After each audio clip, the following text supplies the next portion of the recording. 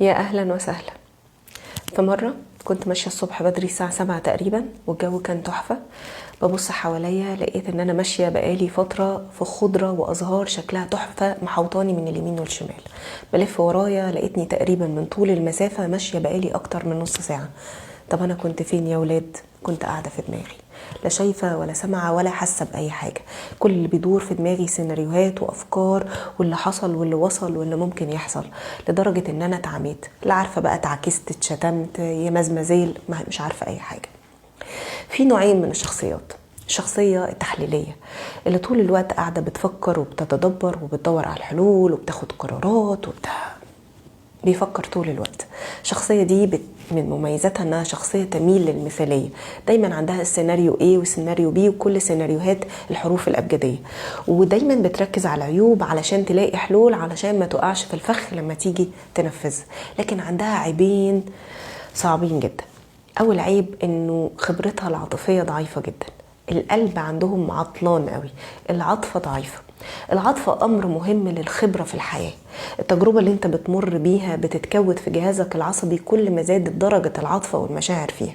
يعني الحاجة اللي فرحتك قوي هي اللي بتعلم فيك، الحاجة اللي زعلتك قوي هي اللي بتتعلم فيك. وكل ما الحاجة علمت فيك ده معناه انه بقى فيه خبرة متكودة في جهازك العصبي يقدر يرجع لها ويتعلم منها، بعيدا عن ان احنا ما بنعملش ده وان احنا محتاجين نتعلمه. لكن الخبرة العاطفية هي اللي بتنمي الخبرة الإدراكية والمعطيات للعقل اللي بيرجع لها ويبدأ يشوف أفكاره سليمة ولا مش سليمة، مخاوفه سليمة ولا مش سليمة، فعنده ريفرنس بناء على التجربة اللي عاشها وخاضها وحس فيها بمشاعر حقيقية. فالشخص التحليلي بينقصه هذه المساحة، خبرته منطقية فقط، خبرته حدودها تفكيره هو فقط، مش الواقع ومش الحياة. زي ما أنا كنت ماشية كده، كل اللي أنا شايفاه دماغي بس، كنت منفصلة انفصال تام عن الحقيقة، عن الخضرة والزرع والجمال اللي أنا فيه، وأظن ساعتها أن أنا كنت شايفة أن أنا شايفة الحقيقة.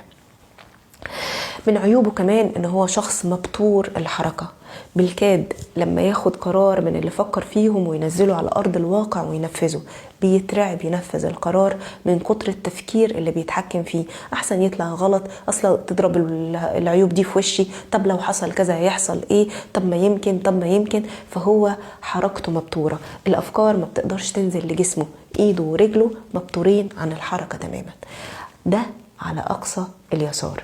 الناحية التانية بقى قاعد هناك سيد العاطفي، الشخص العاطفي جدا اللي كل ما يجي في باله فكرة يجري ينفذها، كل ما يجي على لسانه كلمة يجري يقولها، كل ما يحس بحاجة يدلدقها من مشاعر حب، حزن، خوف. المشاعر عنده بالونة كبيرة، فرحان قوي، مبسوط قوي، متحمس جدا، حزين جدا، مكتئب جدا، متألم جدا، ضحية جدا.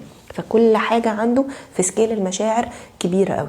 شخص ما بيستخدمش تفكيره خالص، او بمعنى اصح بيستخدمه لكن ما بيقدرش يحكمه. يعني ما بيمسكش المشاعر دي ويقعد يتأملها كده، انتي مفيدة ولا لا، ينفع اتحرك معاكي ولا لا، ينفع اخد القرار ده ولا لا، ينفع اقول الكلمة دي ولا لا. بيتحرك باندفاعية شديدة، مشاعره حلوة، خبرته كويسة في الحياة، لكن ما بيديش فرصة انه يتأملها عشان يتعلم منها.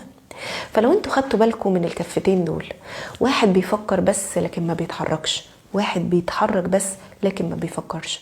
ربنا سبحانه وتعالى قال: ولقد جعلناكم أمة وسطا. الشطارة في انك تقدر تتحكم وانك تفعل كل معطيات ربنا ليك، عقلك، قلبك، روحك، جسمك. ما تبقاش سايب عضلة إلا وانت مشغلها، مش تبقى معتمد على اللي انت بتعرف تعمله. لو انت شاطر في التحليل تلاقي نفسك قاعد في التحليل بس ومعطل ايدك ومعطل قلبك، ولو انت شاطر في الحركة هتلاقي نفسك معطل دماغك.